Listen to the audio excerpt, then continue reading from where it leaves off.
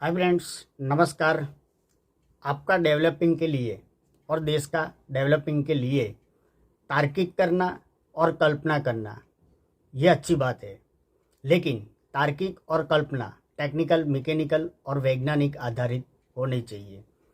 तार्किक और कल्पना करके सच को ढूंढ पाना, सच को जान लेना, फिर कुछ करके दिखाना, वही तो देश का डेवलप है। आपने कोई विदेशी प्रोडक्ट खरीद ली, फिर आपने प्रोडक्ट का अभ्यास किया, अनुभव किया, बाद में ऐसे ही प्रोडक्ट आपने बनाना चालू कर दिया, ये तो डुप्लीकेटिंग है, आपका डेवलप नहीं हुआ है। रेडियो की शोध या फिर टीवी, फ्रिज, एसी, बिजली, वॉशिंग मशीन, हवाई जहाज, रॉकेट, गुरुत्वाकर्षण बल, मोबाइल, ये सब शोध किसने की है?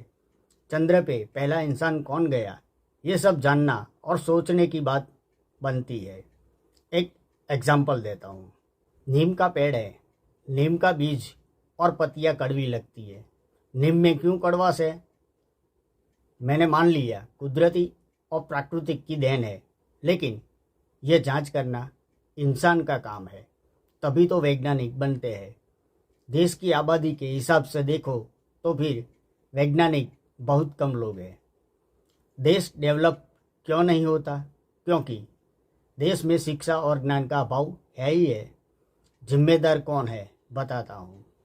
देश आज़ाद हुआ तब से आज तक की सरकारें जिम्मेदार है।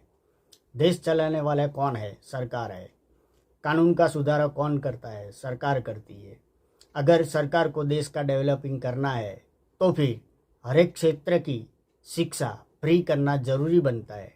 सही में शिक्षा फ्री होनी चाहिए, जरूरी है।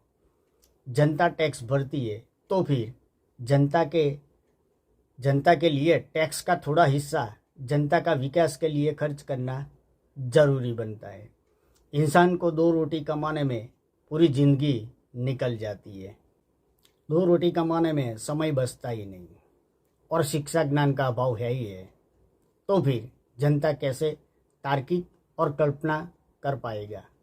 अपना देश अंग्रेजों से आज़ाद हुआ, फिर देशवासियों खुशी मनाते हैं, आज़ादी की खुशियाँ मनाते हैं, उत्सव मनाते हैं। ये तो अच्छी बात है, खुशी की बात है, लेकिन गुलाम क्यों बने? कैसे बने? क्या वजह से गुलाम बन गए? कौन सी खामी थी? ये भी सोचना जरूरी बनता है। फिर भी खामियां आज तक कोई ढूंढ नहीं पाया, तभी तो आज भी इंसान गुलामी पसंद करते हैं, क्योंकि पैसा की लालच की वजह से। हजारों किलोमीटर दूर से अंग्रेजों ने राज किया और गुलाम बनाया, और धन को लूट के उनके देश में ले गए। क्यों? शिक्षा, ज्ञान और एकता का अभाव था ही था। एक वीडियो जरा देख लो। दुनिया की सबसे तेज चलने वाली ट्रेन जापान या अमेरिका में नहीं, बल्कि भारत के पड़ोसी देश चीन में है। इस ट्रेन का नाम शंघाई मैगलेव है। इस ट्रेन की अधिकतम स्पीड 407 किलोमीटर प्रति घंटा है। इसे आप ऐसे भी समझ सकते हैं कि नोएडा से इलाहाबाद के बीच 700 किलोमीटर की दूरी को इस सुपर स्पीड वाली ट्रेन के जरिए आप करीब 1.5 से 2 घंटे में पूरा कर सकते हैं। इस ट्रेन की एक खास बात यह भी है कि इसमें लोहे के पारंपरिक पहिए नहीं होते, बल्कि यह मैग्नेटिक लेविटेशन से चलती है। इस तकनीक में पटरियों में मैग्नेटिक प्रभाव रहता है और ट्रेन इन पटरियों से थोड़ा ऊपर हवा में रहती है। पटरियों के चुंबकीय प्रभाव की वजह से ट्रेन स्थिर रहती है और बिना शोर किए तेज स्पीड में दौड़ती है। देश में ऐसी तरक्की होनी चाहिए। शिक्षा और ज्ञान की तरक्की है। शिक्षा और ज्ञान ही तरक्की है। देश का डेवलपिंग है तो फिर शिक्षा फ्री होनी चाहिए। शिक्षा और ज्ञान की फीस नहीं होनी चाहिए। अगर देश को डेवलपिंग करना है तभी तो। हवाई जहाज हवा में उड़ान भरता है, प्लेन आसमान में उड़ान भरता है, हवाई जहाज में पब्लिक बैठती है, फिर भी इतना वजन लेके हवाई जहाज हवा में, आसमान में कैसे उड़ान भरता है? मैं मानता हूँ कि अद्भुत टेक्नोलॉजी है, लेकिन यह अद्भुत टेक्नोलॉजी कौन सी है? यह अद्भुत कौन सी टेक्नोलॉजी है? पब्लिक को मालूम है क्या? देश में 140 करोड़ पब्लिक है। इसमें से कितने लोग बता पाएगा कि ऐसी टेक्नोलॉजी की वजह से जहाज उड़ान भरती है।